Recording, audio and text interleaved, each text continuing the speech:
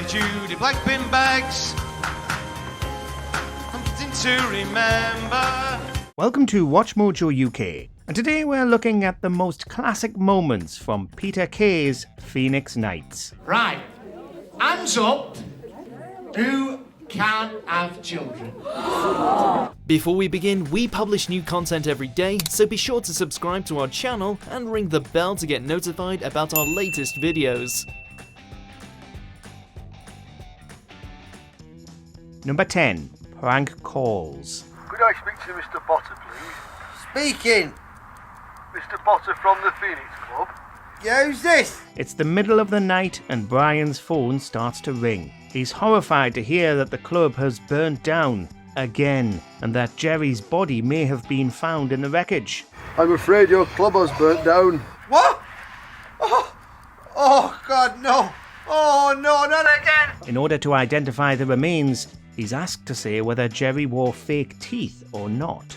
Well, all we need to know, Mr. Potter, did he have false teeth? Did he what? False teeth? Finally, he realises what the audience has known the whole time, that Max and Paddy are prank calling him. He's absolutely livid and gives them a stern talking to, only for them to call back a minute later and say that there's been a break-in. Oh, breaking now, is it? Who's broken? Bloody fire brigade? Burnt down a minute ago. Except this time, it really is the police, and Brian makes a fool of himself. Thanks again for coming down, Sergeant Patterson. I appreciate it. Number 9. Stolen TV. But if you just want... Sorry, guys. While watching a truly exhilarating documentary about a single-cell organism, two blokes in jumpsuits turn up to mend or replace the TV. Everybody in the club is bored witless, but despite that, nobody considers that maybe they're not supposed to be taking the telly. Wind the window down! Wind it down!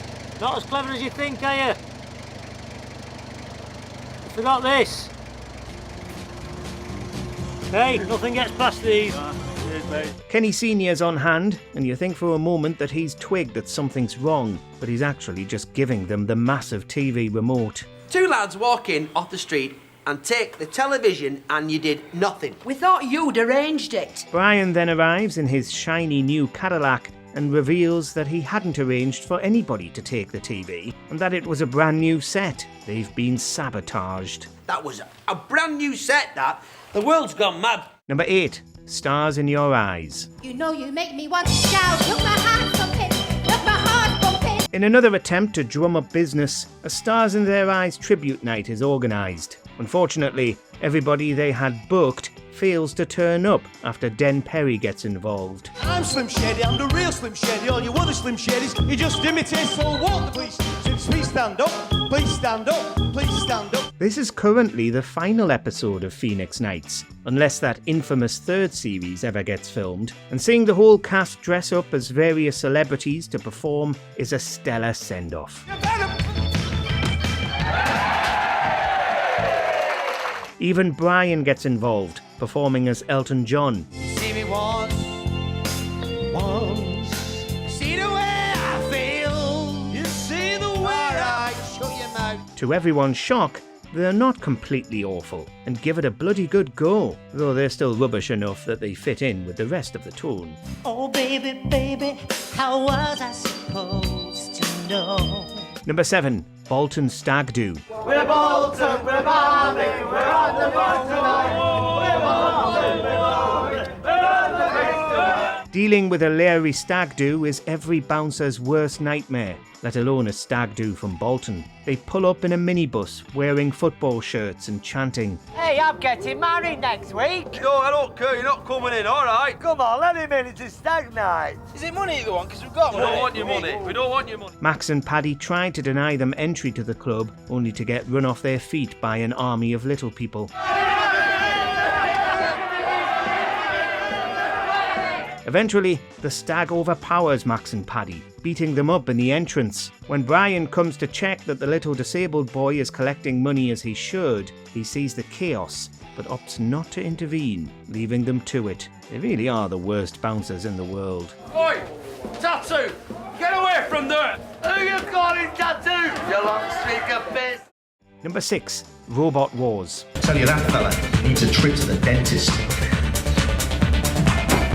90s TV was ruled by robot wars, with people tuning in to BBC Two week after week to see the house robots destroy those naive contestants. Trying to get in on the action, the Phoenix Club holds a Robot Wars event. This is Team Chaos, and this is the Cleaner. Max and Paddy enter a competitor to try and win the grand prize of 60 quid. That's Team Voodoo with their robot, Death by Chocolate. Brian's hugely disappointed by the turnout and asks one of the competitors if he's ever had a girlfriend, in a ruthless takedown of the kind of people who bothered to build something for Robot Wars in real life. Actually, the term automaton. The Cleaner's multi-directional. It's fitted with a twin wizard blade mechanism at the back. Max and Paddy's robot turns out to be a beast, and they win by cheating and bashing their rivals with mallets. Number 5. Power Cut. It's number 10. Whoa, whoa! Eagerly anticipating the lottery results, Brian hurries down in his stair lift with his lottery ticket in hand, only for the electrics to go off in his whole house at the key moment. He's unable to escape the stair lift and ends up sleeping there, with no way to call for help. That's it! That's it, come to Daddy! Slowly. He tries to make a lasso with his jumper and grab the phone, but even when he succeeds, the cable's too short and it just falls onto the floor. Kick the door in! Oh, with my bike? No, with your foot, you tool! Kick it in! Finally, Jerry goes to check in on him and is forced to break the door down, injuring himself in the process, but rescuing Brian from his stairlift hell. You brought me door! You brought me door! Number 4. The Horse. There is a horse in my cabaret suite. If we learnt anything from Phoenix Nights, it's that you shouldn't mix horses and beer. After acquiring a bucking bronco that proves popular, they decided to hold a Wild West theme night with a genuine horse, Trigger. Is it real?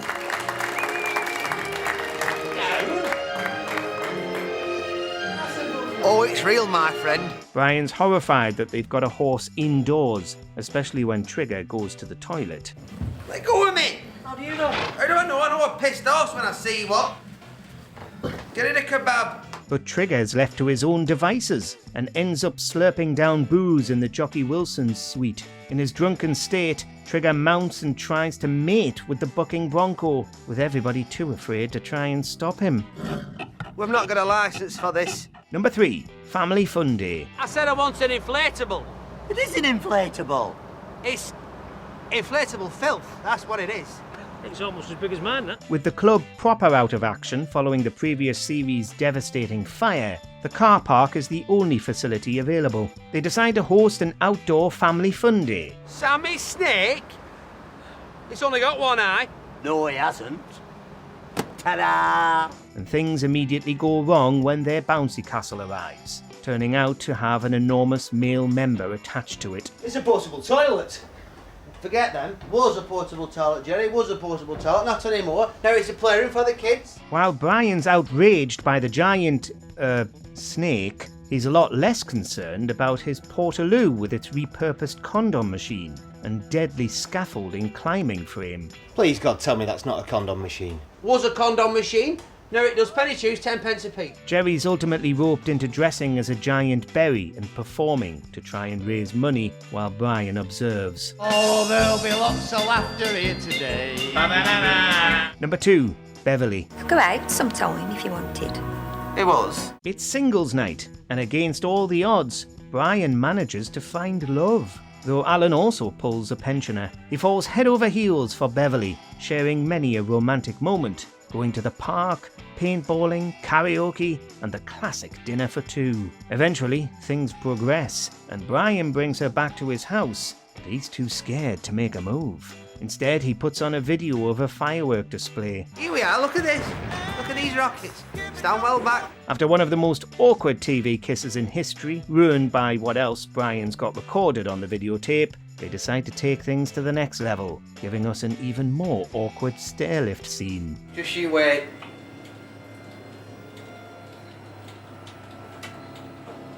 Things I'm going to do to you. Number 1. Clinton Baptiste. Piss kick? What's a piss kick? Must be side kick. Jerry books a terrible psychic one evening, and the crowds turn out, all desperate to communicate with their lost loved ones. This phenomenon is Clinton Baptiste. You alright? He starts off with a safe bet, asking if there's anyone called John in the room, and there are about a dozen. The audience becomes increasingly horrified as Baptiste suggests they're all hiding things from each other, making blind, incorrect guesses. Your mother, John, she was quite young when she died, am I right? 93. Yeah, but she was young in herself, though. She was young at heart. None of them fall for it, and it's a wonder that Brian and Jerry don't intervene and drag him out of the club before someone attacks him, which, incidentally, is how all this ends, after he accuses a man of being a wrong-un. Now, I'm getting the word... nonce. Let us know in the comments who your favourite Peter Kay character is. Do you agree with our picks? Check out this other recent clip from WatchMojoUK and be sure to subscribe and ring the bell to be notified about our latest videos.